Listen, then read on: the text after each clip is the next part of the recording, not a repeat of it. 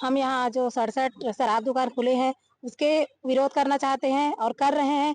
गांव-गांव में आज भ्रष्टाचार इसी शराब की वजह से बढ़ रहे हैं, लूट-पाट हो रहे हैं, एक्सीडेंट हो रहे हैं। सरकार से हम बस यही निवेदन करने आए हैं कलेक्टर महोदय से और जो मुख्यमंत्री जी से है कि जो भट्टी खुल रहे हैं उसको बंद करने की निवेदन है हम उनसे।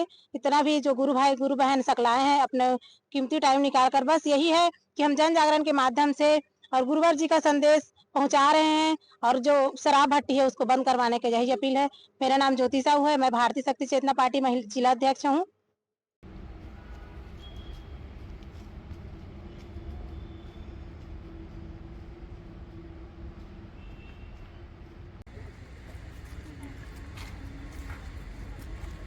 जी, हम सभी सदस्य यहाँ भगवती मानव कल्याण संगठन शाखा जिला राजनांदगांव के समस्त कार्यकर्ता हैं।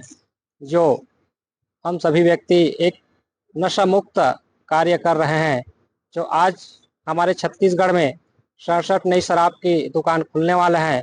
हम उनकी विरोध करते हुए भगवती मानव कल्याण संगठन एवं भारतीय शक्ति चेतना पार्टी जिला राजनांदगांव के कलेक्ट्रेट ऑफिस में कलेक्टर महोदय को ज्ञापन सौंपने आए हैं।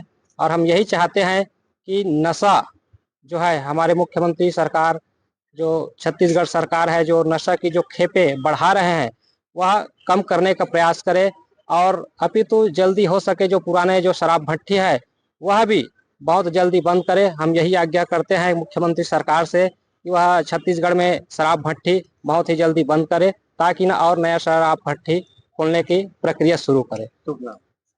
लेखराम वर्मा, भगवती मानव कल्याण संगठन जिला राजनांदगांव जिला अध्यक्ष।